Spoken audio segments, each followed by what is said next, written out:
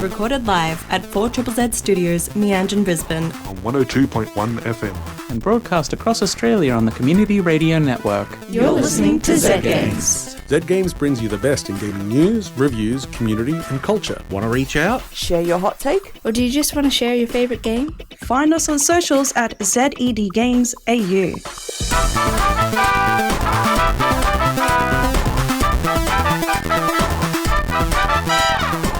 This is Z Games. I'm Paul. And joining me are my fairly good friends, Maylee and Peter. I thought we were your best friends. No. I have dogs. That's fair. Understandable. How's the day treating you all? Hot. Hot and Slightly sticky. damp. Yeah, definitely sticky. Gross. What's the weather like today? Sticky. That's accurate. If you're somewhere else and it's not hot and sticky, then you're lucky. Yes. Screw you, frankly. Appreciate your aircon today, people. Yeah. Yeah. I went and saw Around the Twist the musical last night. Oh, yeah? And this is not becoming a theatre review show, by the way. But Why not? I have a weird habit of, I don't know how I do this because I love seeing a show, but we get there and the director comes up on stage and says, by the way, this is the first run through of the show ever. As in, we haven't even done a rehearsal with all the tech involved. So it's great. So the audience was a bit loose which isn't normal in a musical. You normally, lots of technical errors as they try to sort it out, and people just wandering on stage to quickly plug something in. That was it's great. I loved it. It was that's my favorite way to see a show see all the sausage being made. It's great. Anyway, but we're here to talk about video games. Video games. Yes. I'm a big fan of video games. I have been enjoying quite a number recently. So. too. I know. What's have you most been enjoying recently? I have been enjoying the WoW 20th anniversary and the Warcraft 30th anniversary that they just announced. Yeah, 30 years of Warcraft. Wrong host to talk about Blizzard. I know. I've been enjoying that. And, my usual Overwatch, but I've been Shrouded's just brought out their new update, so Toby and I might need to jump back in and explore what's been going on with that one. We've also got Sea of Stars has just had its co-op. It's co-op jump. Yep. So I'm keen to get that one going and play through it co-op. Yeah, with other people. I never finished Sea of Stars. I sort of ran out of steam with it. I think that's a pretty regular opinion with it. Yep. But yeah, I'd be interested to see how the co-op works because it's supposed to be couch co-op, and they've introduced time-based button mechanics. They've said to the co-op. So if you press buttons at certain times, you can do more powerful attacks. Or which already is part of it, but it's got, they've extended it in some way to be able to do stuff with someone else. Yeah, and I like that mechanic because my favourite game of all time, Legend of Dragoon PS1, had that sort of mechanic where you could extend the combo out if you timed the button presses right. So I'm keen to see it in another game done really well, especially for co-op aspects of it. And then just a whole bunch of other ones. So... Yeah. We are going to jump into the news now. Awesome. The news is a little bit different now. So it is. Let's do it.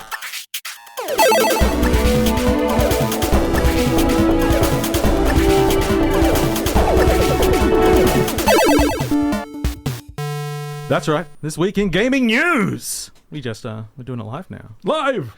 Yeah. So first up, right now, all of us. Oh my gosh. All of us.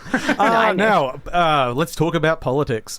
As we know, the first question anyone asks when political change is happening is, how's this going to affect my video games? And whilst currently in America, we've got, huge tariffs potentially coming in that's going to raise consoles by like 40%. Yeah. And they were deciding between a boy and a girl. Yeah. Yeah. And also potential banning of violent video games. I'd be surprised if that happened, but who knows? I'm surprised by lots of things happening. Back locally in Australia, we have had a proposal by the Labor government to ban under 16s from using social media. And that, we don't need to get into the broader range of it because we are a gaming show, but it does bring up the question of how does this affect video games. Yeah. And potentially quite a lot. The proposal is to ban sort of a very broad definition of social media where any platform that allows you to communicate with other people and put content on it in some way. So this very quickly, knocks out your Robloxes and everything. Potentially also then is extending to sort of any online services with games. Anything that's got a community based around it Yeah. allows you to post content. Yeah. Steam community, Steam itself potentially. Yeah. Yeah. While we've got their broad definition of what social media is, which encompasses most things, really. Just don't let under 16s do anything. Yeah. We have not seen the bill yet of how this on earth would ever work. I am not sure. I am very interested to see. Yep. I imagine it will be ineffective. Yes. But I don't know. Whatever. They have similar laws in the UK, and that's why when you're making like a account in the UK, you have to upload an ID and get it verified. So I'd imagine something along those lines. Yep. But yeah, and accounts are not being grandfathered in. So if you have a account under that when it comes in, you've probably got about 2 years before anything's implemented, because it has to pass, and then there's going to be an extra year on top of it to allow companies to adhere to the rules. But yeah, we'll see. I don't think 8chan's going to comply. Yeah. No, the question is this the easier option than just, educating under 16-year-olds the correct way on online usage? Or If that's an actual question, I think the answer is yes. Yes. I think the answer to that is yes. Look, I don't even think it's necessarily educating the youth more. It's educating the older people who seem to generate the stuff, and then managing the younger people, because they got a real That's education. even harder. yeah Education in general. Then. all solutions are harder. Let's not teach anyone. Let's just control them. Yeah, my push would be more making sure, it still only applies to larger companies, because small things aren't going to even pay attention to it, is having certain levels of moderation required. Yep. Like, actual be able to contact someone if there's something is happening, and we push that report button and a real human being actually sees it. That would be great. That would be great in general, not even just for under 16-year-olds. It's just like, can I actually get this reviewed by a person? Yeah. I don't know if I like this bill, but it does sound, as unfeasible as it sounds, more feasible than yours' suggestions. Yeah, that's as much as I could find as or as much I could think of as an actual policy style change. But I'm not a politician, and that's not happening. Next up, we are going back to the Pal World lawsuit. Nintendo filed lawsuit against Pal World creators Pocket Pair earlier this year, and they had not really detailed what it was. Everyone initially assumed that must mean the character designs, because they're obviously rip-offs. But no, it was about gameplay patents. And those gameplay patents have now been revealed. And they were lodged after Pal World came out, and granted after Pal World came out. And the amazing mechanics that they have patented are riding an animal, throwing a ball that captures something. Okay, good. Temtem's fine then, because they use cards, not balls. Yeah. I think the patent did say balls. Yes, specifically. Spherical objects. Yeah, it's not super specific, and the amount they're asking for in this case is about $65,000 US, which is nothing. No, the amount that money's made, which leads people to speculate that this is more just trying to set a precedent. Yep. And that could be very dangerous. No more games that can throw balls, people. Nothing more involving balls and hands. Or ride an animal. Yeah. Oh, no more Red Dead, no more Witcher. The ball thing is, but it's pretty more niche. But I can think of... It's hard to think of games where you can't ride an animal. Riding animals is in a lot of games. That it is. Why was the that animal granted? rides you now. Why That's was how it that goes faster. granted? You inhabit the animal in the future. You like don't venom ride the it? animal. It's animorphs. You turn into the animals. Yes. These are Japanese patent laws, and it has been software patents are already pretty controversial, not really supported by many people that it affects. But yeah, Japan's at another level of it. So we will see what happens. I think most people are crossing their fingers that this, whether they like Pal World or not, it's inconsequential. But Nintendo riding an animal and throwing a ball might affect other things. It might affect other things. Yeah. Good old Barbie games, those horse riding simulator Barbie games are just Nintendo versus Mattel or whoever it is. Yeah, but they didn't patent grooming a horse, so they're fine mostly. Also, Overwatch 2 has had a big announcement. It did. And that big announcement is you can play Overwatch 1 again! I know. It's fantastic. The queue times are about 3 seconds long. It is popular. Yeah. So if you were an owner of Overwatch 1 and noticed that it doesn't exist anymore, well, now, so it took them a long time to realize that they can just change the number of people in a match. But it's not just changing the number of people in the match. It is also rolling back those characters to how they were at the beginning. The very beginning. And they're then going to proceed to go through those changes. So it's a little bit like the WoW Classic style thing where they, slowly let release the people updates. relive. But of course, also implemented, this is a temporary mode. Yeah, it's 3 weeks. Yeah, I know. I'm loving it, but I also don't like that it's only 3 weeks. Yeah, it's They can't do good things. No. And honestly, I think it is just, did we do something wrong and we should test whether the original was what worked? Yes. Definitive the yes. hugely popular, There was counters. beloved game. There was actually Yes. good reasons People to liked swap that. and play different characters because some were just better than Can others. you not against. play the characters that came out after the launch? No, it's just That's the fun. original. It's still got so it's no longer the tank damage dealers healers. It is now gone back to tank Defense? attackers, defense, Yeah. and supports. Is Symmetra a A support? again. Oh yes. my god. It is the original with the lock-on beam. Genjis and Lucios have been having a rough time, which is fantastic. You put up to 6 turrets out again. It's awesome. I am so out of Overwatch. I was surprised to find out that Mercy doesn't do group resurrections Yeah, anymore. It's a long time since I played. I think that happened that got less taken than a out. year after it came out. Yeah. Oh, yeah. yeah. I was done. I was in a Fair match enough. with 5 Mercies boosting me as a sim yesterday. It was Yeah. fantastic. I just didn't die. It's just like healing, damage boost from 5 of them. Beautiful. It was hilarious and awesome and fun and just the crazy, stupid stuff from when Overwatch 1 originally came out, and I love it. That's kind Let of players make the fun. That's kind of sad, though. That makes me feel sadder that they're like, here, have some temporary fun before we go back. Like, we want to remind you what you used to have. Yep. And then we're going to take it away again to what you have now, which is bad. If only there was a way for people to make their custom servers with whatever the hell they want. They can. Yeah. The custom games mode is there, and you can have the 6-person free-for-all and whatnot, but it's still only on their new build-outs, not the original stats and the way that they worked and stuff like that. Okay, before we move on, we've got some upcoming game releases. This week, we're going to see the Dragon Quest III HD 2D remake coming out That looks for PS5, Xbox Series X and S, Switch, and PC. We got Flint coming out for PS5, Xbox Series X and S, and PC. Lego Horizons Adventures coming out. That's looking good. Yeah, that's a PC. Oh, yeah, that is PS5.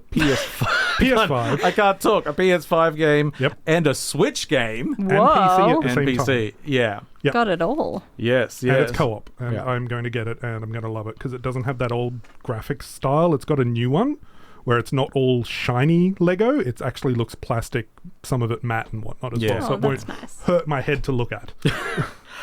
We've got Mind Cop and Follow the Meaning, both PC adventure games. Mm-hmm. Mind Cop is also coming out for PS5 and Switch. They're sort of mystery adventure games. I've played the demo of Follow the Meaning, and it was actually really like. I'm going to go over that. And also a game I'm looking forward to getting out of that lot. What's called Great God Grove. Which is, from what I recall, like you actually pick up sounds and you use them as objects. Oh, It's pretty funky. Yep. that sounds kind of cool. Yeah. I hope they're not balls. Also coming up, the new Microsoft Flight Simulator is out. Yep. PC and Xbox. Nice.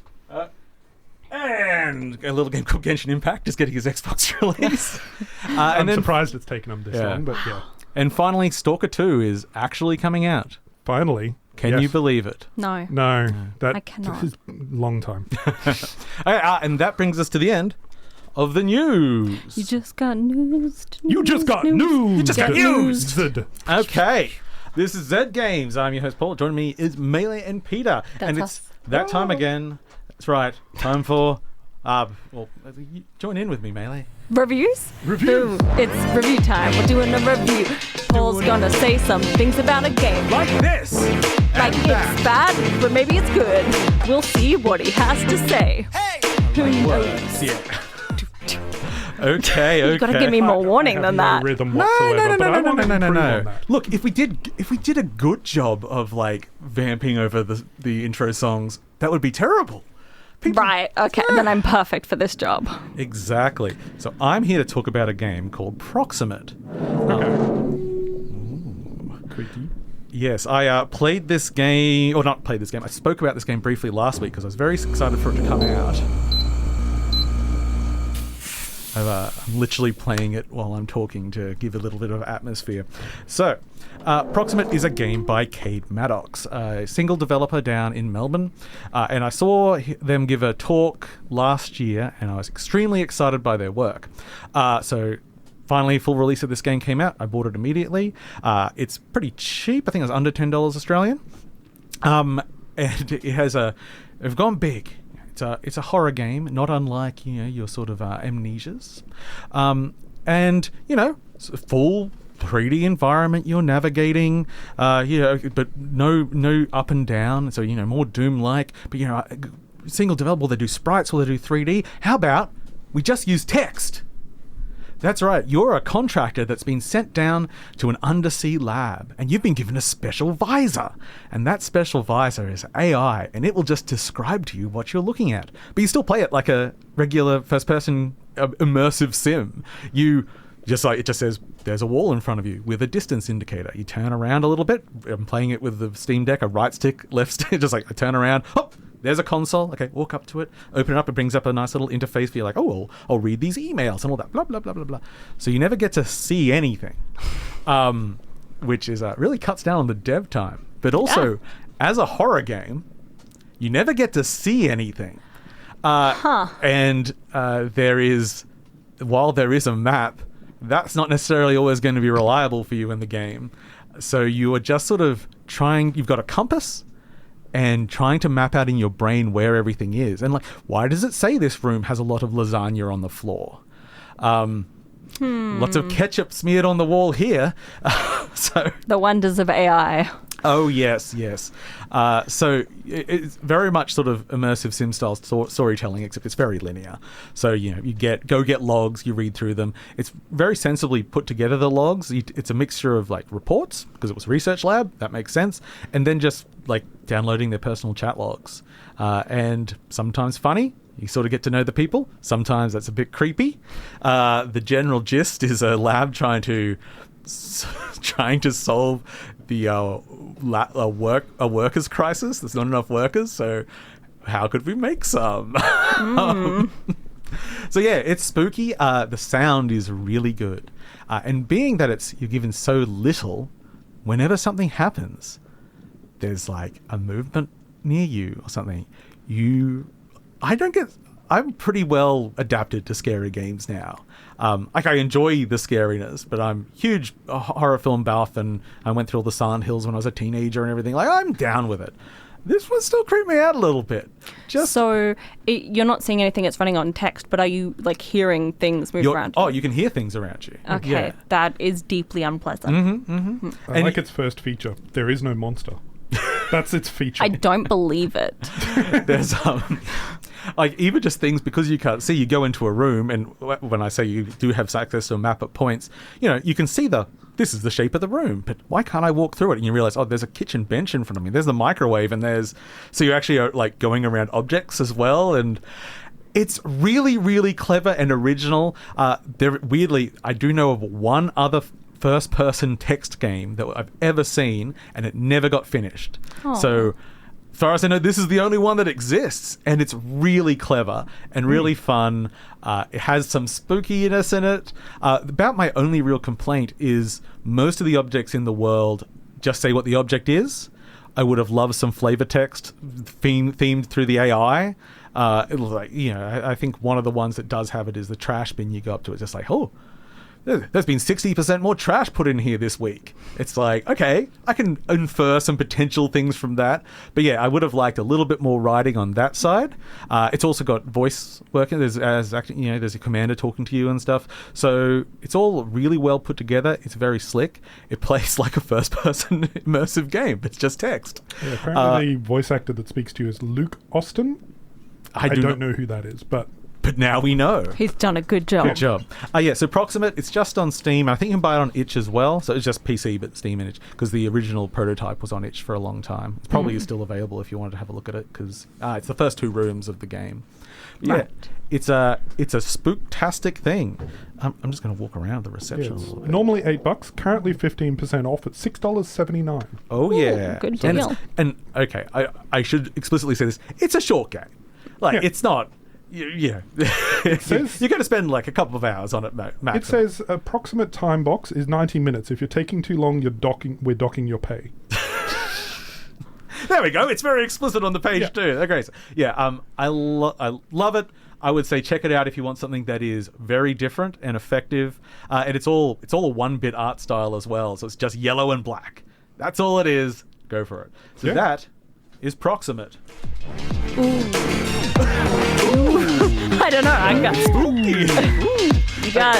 It's spooky and sexy. Ooh. Whoa! A real range of emotions through that one. Okay. Fortitude Valley's Netherworld presents Lost Souls Karaoke. Sing for your soul in one of 5 private air-conditioned karaoke realms newly unearthed within the bar, arcade, and diner. Book a room and put your soul on the line from Tuesday to Sunday via LostSoulsKaraoke.com. Netherworld and Lost Souls Karaoke are proud sponsors of 4ZZZ. Joining me now is my pre-recorded friend Rani with a review. So take it away, you little fire monster, you. What?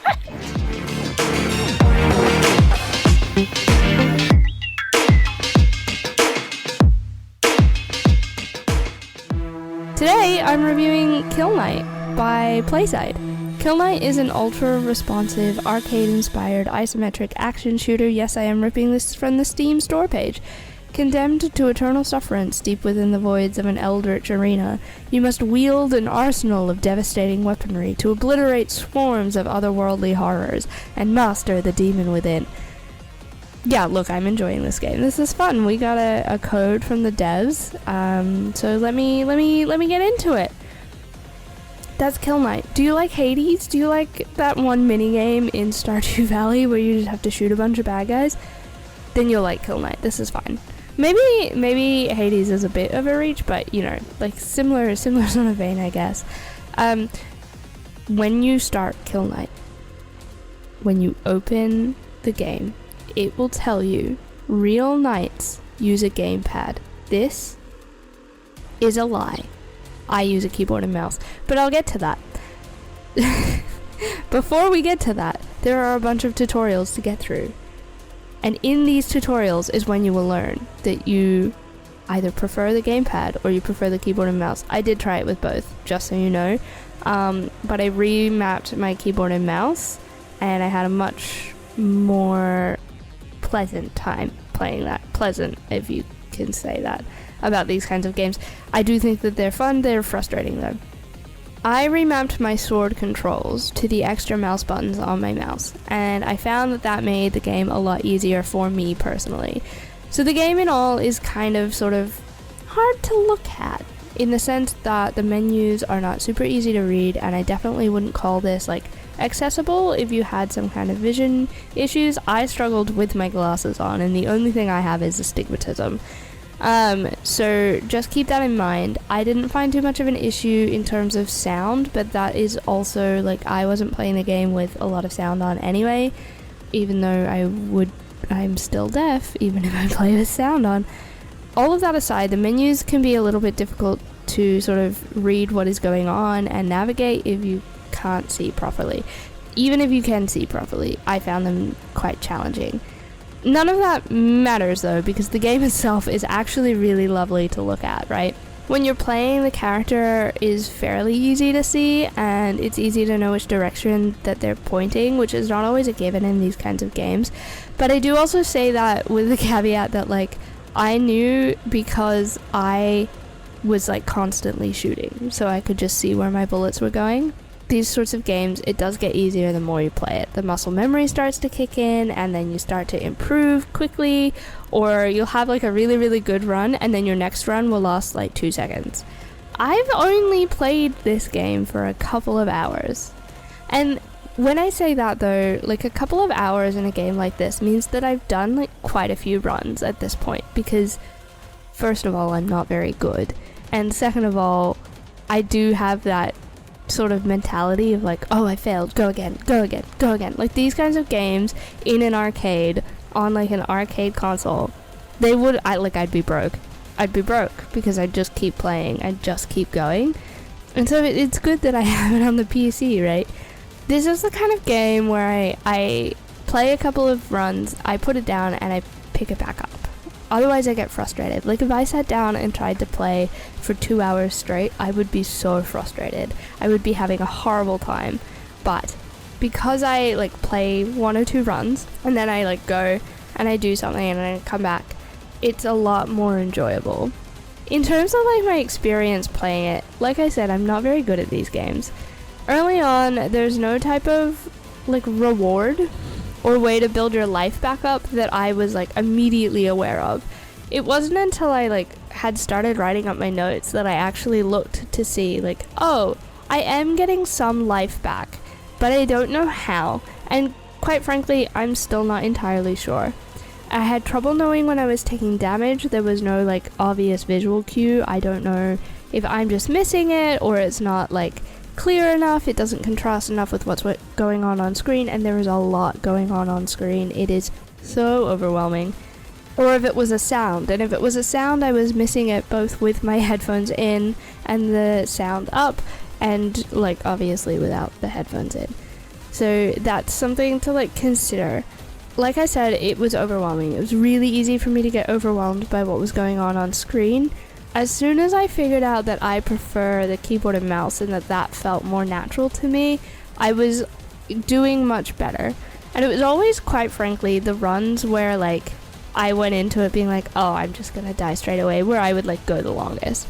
Before I recorded this, I like, sat down to play a little bit more because I wanted to know like how I was feeling now that I was a little bit more familiar with the game mechanics, and there are a lot of game mechanics. There are so many controls, oh my god. I don't even remember them all. Yeah, like I was just like, oh, I'll just play a quick run. Longest run yet. Best run yet. And I was just like, oh, here we go. New enemies started popping up. I was like, what is this? What is that? What am I doing?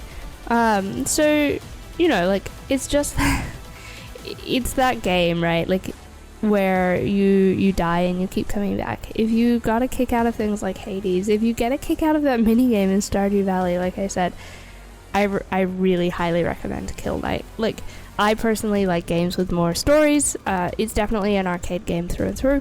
And it's an arcade game in the best way possible, that you don't have to pay over and over and over for it. But it keeps you coming back, right? Like, it does. It has that replayability. You want to keep doing the runs. I still haven't beaten the first objective, quite frankly. But hey, that's okay. There's a leaderboard. You can see yourself against your friends if they have it, and then you can see like yourself against all of the players of all time. You can upgrade weapons, all of those things that you would usually expect to find in a game like this. Kill Knight. Honestly, it's fun.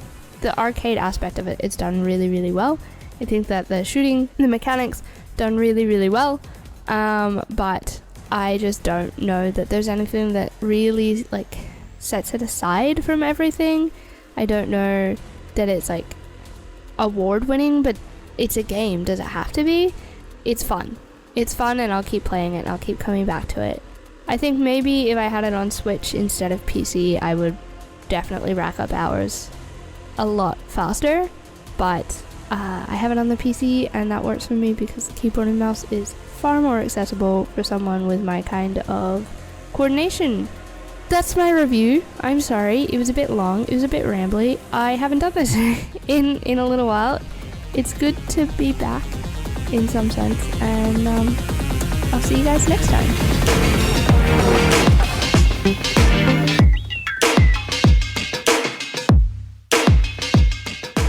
As we draw close to the end of the show, we've got a little bit of housekeeping to do. First up, next week, we have the local indie night at Netherworld. So that's the 21st, if that's That the is number correct. Yes. That is a number. From Good 6 to 9 p.m. It's free. Just rock up at Netherworld and look at some of the works of our local talent. Yeah. You know you want to. I've had a look at the early lineup. It's looking pretty damn fantastic. I don't think it's officially announced yet, but keep your eyes on Netherworld and Z Game Space and whatnot. I won't ask any questions about it then. But it's looking pretty good. I'm Yeah. keen to see and play some of the games that are coming out. So, Yeah. join us next Wednesday, Thursday. Thursday. The Thursday? 21st. Wednesday. 21st. 21st. Thursday. Yeah. Yes. Yeah. Today's the 14th. Yes. You just remember because we used to do the show on Wednesdays. Yes. And now Totally. your My brain's 3 days years are out all of over the date. place. Yeah. Next Thursday, 6 to 9 p.m. We're on from 6 till 7 here, but we'll be at the show afterwards at Netherworld. Well, I will be. I thought I didn't realize that was the end of the sentence, and I just let it hang. And go, oh, we better come in and talk, do some chat. No. Yeah. Come say hi. Give me high fives. Well, yeah, because Peter is very I am a tall. giant, Yes. Yes. You could just put your hand lower. No. Yeah. High five me down here. No, You that's not a can't. high five. Yeah, you can't get low, can you? I can get low. We can. Oh, I don't get low, believe low, you. low. If we rolled on the floor, you would be You'd never completely catch incapable of catching. No, that's us. just where my size 16 feet are. Ah, no. I'm a wily roller from Longback. Yep. I don't step on people with high heels. I step on people with giant shoes. Like But- clown feet, almost. But not clown feet. There just that are size. specialist shoemakers that could make high heels for your feet. Oh, yeah, no, and I look fantastic in them. I mean, they're big. They're not that big. These are small. You know what they say about guys with not that big feet? I don't. Enlighten us. They say, thank you for listening to Z Games. So we want to say our goodbyes? Goodbye. I love you, and warn the fish. Warn the Warn the fish? Fear the fish. No, Fish I fear fear me. fish, but You fear fish? I feel bad for the fish. Warn the fish. Goodbye. Goodbye. Farewell. Avita Thanks for listening to Z Games. If you'd like to listen to more, you can find us on the Community Radio Plus app. Or find us on socials at ZED Games AU. See you next time.